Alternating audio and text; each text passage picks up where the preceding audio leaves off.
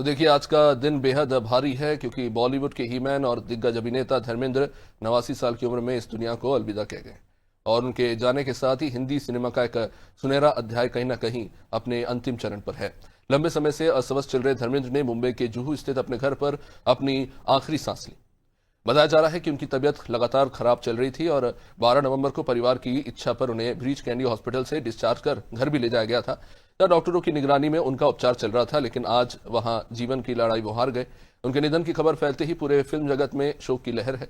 विलेपाले स्थित पवन हंस शमशान घाट पर उनका अंतिम संस्कार हुआ।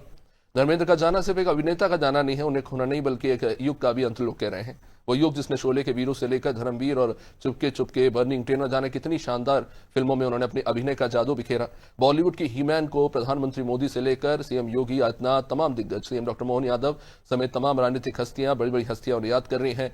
उनके साथ उन यादों को याद कर रही है जो उनकी फिल्मों के साथ जनता ने जिया है। इसलिए कहीं ना कहीं आज उनके चाहने वालों की आंखें नम है। आज का दिन बेहद भारी है। तो चलिए, इस वक्त हमारे सहयोगी ब्यूरो हेड ब्रिजेश चौकसे जी हमारे साथ जुड़ रहे हैं सीधा न्यूज रूम से।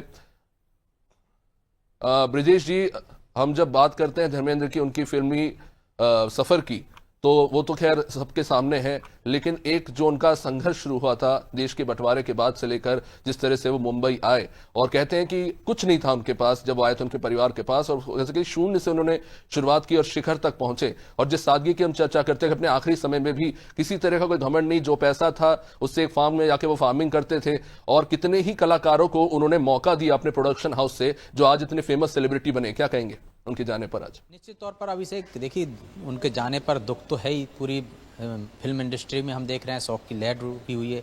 उनके चाहने वालों में भी दुख है। लेकिन जो आपने कहा कि उन्होंने संघर्ष किया, तो निश्चित तौर पर वो पंजाब के एक छोटे से गांव में उनका जन्म हुआ था। उनके जो पिता थे वो हेडमास्टर थे और सरकारी स्कूल में, उसी स्कूल में धर्मेंद्र पढ़े थे। और लगातार जब उन्होंने पहली बार दिलीप कुमार की शहीद फिल्म देखी, तब से उन्होंने 10वीं क्लास में थे वो, तब से उन्होंने एक्टर बनने का सपना देखा था। और वो सपना भी, जो आपने कहा कि संघर्ष के हासिल किया उन्होंने, टैलेंट हंट के माध्यम से उनका चयन हुआ था।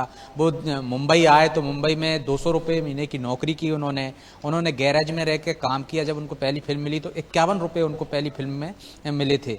और इस तरह से उन्होंने संघर्ष के दम पर अपना ये मुकाम हासिल किया था। पहली फिल्म ही उनकी हिट हो गई थी और उस दौरान वो बीमार पड़ गए थे। जब वो फिल्म की जो उद्घाटन का समय होता है तब वो आए तो वहाँ से चले गए थे, क्योंकि उनको लग रहा था कि लोग उनको पसंद नहीं करेंगे। लेकिन पहली फिल्म ही उनकी हिट हुई। इसके बाद लगातार उनकी फिल्में हिट रही। पहले वो रोमांटिक हीरो के रूप में अपनी पहचान बना रहे थे, लेकिन इसके बाद आप देख रहे हैं कि बाद में जब उन्होंने एक्शन फिल्में उन्होंने की तो वो हीमैन की छवि गढ़ के चले गए। तो एक धर्मेंद्र ने एक लंबा सफर तय किया है। इसलिए प्रधानमंत्री ने भी कहा है कि फिल्मी का एक युग समाप्त हो गया है। एक युग बता रहे हैं उनके जो 6 दशक उन्होंने जो काम किया फिल्म में, और रोमांटिक हीरो से लेकर एक्शन हीरो से। शोले फिल्म आज भी लोग कितनी बार देखते हैं, लगातार हिट पे हिट चल रही है वो। आप देखिए कि आज भी रिलीज होती है तो ऐसा लगता है कि वो आज ही की घटना है, मतलब उसके दर्शकों की में कहीं कमी नहीं आई। तो ऐसी बहुत सारी फिल्में दी हैं उन्होंने, धर्मेंद्र ने, जिसको आज लोग याद कर रहे हैं। आपने भी जिक्र किया है कि फिल्मी हस्तियों से लेकर राजनीति के दिग्गजों ने उनको श्रद्धांजलि दी है। प्रधानमंत्री से लेकर हमने देखा है कि राष्ट्रपति, प्रधानमंत्री, उत्तर प्रदेश के मुख्यमंत्री योगी आदित्यनाथ, मध्य प्रदेश के मुख्यमंत्री डॉक्टर मोहन यादव से लेकर तमाम बड़ी राजनीतिक हस्तियों ने दुख व्यक्त किया, श्रद्धांजलि दी है। उनके अंतिम संस्कार में भी देखा हमने कि अमिताभ बच्चन अपने बेटे अभिषेक बच्चन के साथ गए, आमिर खान, सलमान खान और इससे लेकर तमाम फिल्मी हस्तियां वहाँ मौजूद रहीं।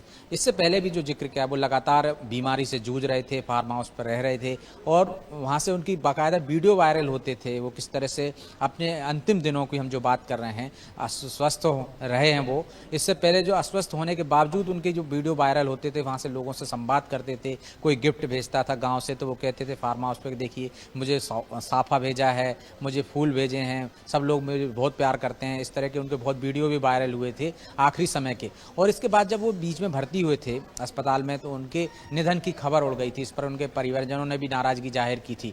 आज इसी को देखते हुए पूरी सावधानी बरती गई, जब तक पूरी पुष्टि नहीं हुई, कहीं किसी प्रकार की इस तरह की खबरें नहीं आई थी। तो आप देखिए कि वो लगातार अस्वस्थ थे, सांस लेने में उनको दिक्कतें हो रही थी और वो एक तरह से जो बुढ़ापे की जो बीमारियां होती हैं उनसे जूझ रहे थे।